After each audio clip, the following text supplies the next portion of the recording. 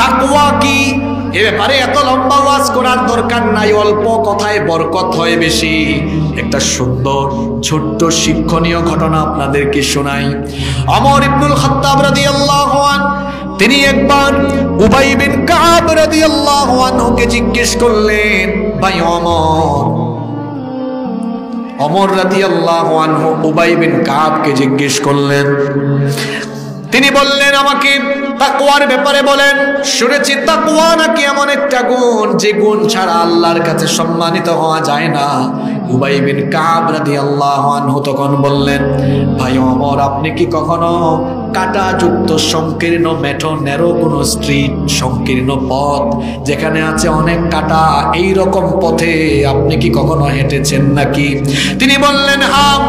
তখন তাকে জিজ্ঞেস করলেন, কাঁটাযুক্ত সেই সংকীর্ণ মেঠো পথে আপনি যখন হেঁটেছেন তখন আপনি কিভাবে হেঁটেছেন? তখন তিনি বললেন, আমার পা যেন কাঁটার আঘাতে ক্ষতবিক্ষত হয়ে পা থেকে যেন রক্ত না ঝরে, এজন্য আমি সচেতনতার সাথে সাবধানতার সাথে পা ফেলেছি। কাঁটার আঘাতে যেন আমার কাপড় চোপড় ছিঁড়ে না যায়, খুব সাবধানে সাবধানে পা ফেলেছি। তখন উবাই বিন কাব রাদিয়াল্লাহু আনহু জিজ্ঞেস করলেন, এর চাইতে আর উৎকৃষ্ট উদাহরণ তাকওয়ার জন্য অন্য কিছু হতে পারে না। আপনার কাপড় এবং শরীরকে কাটার আঘাত থেকে বাঁচানোর জন্য আপনি যেভাবে সাবধানতার সাথে পা ফেলেছেন, যে সমাজে আপনি বসবাস করেন এই সমাজেও তো গুনাহ আর পাপের কাটায় ভরা। এখানে ডানে বামে সামনে পিছনে গুনাহ আর গুনাহ, ফিতনা আর ফিতনা।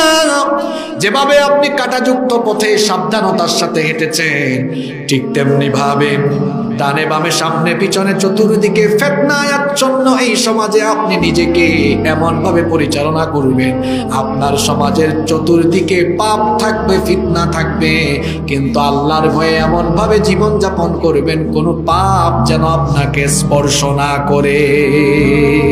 এটার নাম তাকওয়া।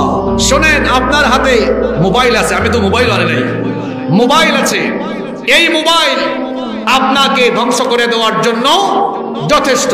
তাকওয়াটা কি? ওই যে সামনে পিছনে ডানে বামে সাথে আপনার চরিত্র ধ্বংসের উপায় উপকরণ আছে। আপনি এই মোবাইলে খারাপ কিছু দেখলেন না, এটার নাম গোপনে গোপনে গুনাহ থেকে বাঁচতে পারলে সঠিক মুত্তাকি হওয়া যায়। আচ্ছা, আপনি আপনার বাপের সামনে পর্নোগ্রাফি দেখতে পারবেন? আপনার মা বাপ ভাই বোন আপনার পরিবারের কারো সামনে খারাপ ভিডিও দেখতে পারবেন? পারবেন না। এখন আপনি আপনার রুমে আছেন, তখন মা বাবা ভাই বোন কেউ নাই, কিন্তু এদের চাইতেও বড় একজন তখন এই একাকী রুমে আছেন। তিনি কে? ওই আল্লাহর ভয়ে আপনি সব বাদ দিলেন, এর নাম তাকওয়া।